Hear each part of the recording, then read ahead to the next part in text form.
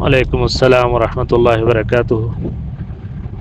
دیکھیے، فقیر جو ہے محتاج کو کہتے ہیں، فقیر کا لفظی معنی محتاج کے ہوتے ہیں، یعنی وہ شخص جو اپنی حاجات اصلیہ، بنیادی جو ضرورتیں ہیں، کھانے پینے، رہائش، اوڑھنے پہننے کی، ان ضروریات کے سلسلے میں دوسروں کا محتاج ہو، یعنی اس کے پاس کچھ نہ ہو۔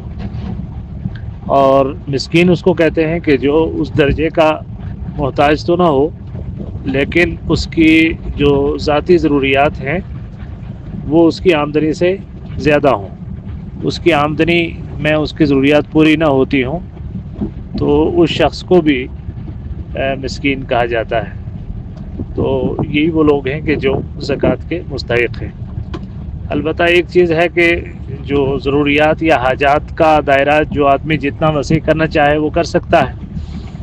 تو آج کے دور میں تو لوگ لگژری والی زندگی کو ہی اپنی حاجت سمجھتے ہیں، تو اگر اس طرح کا آدمی اگر اپنے لیے کوئی لگژری ڈھونڈنے کے لیے اپنے آپ کو اگر مسکین ڈکلیئر کرتا ہے تو وہ غلط ہے۔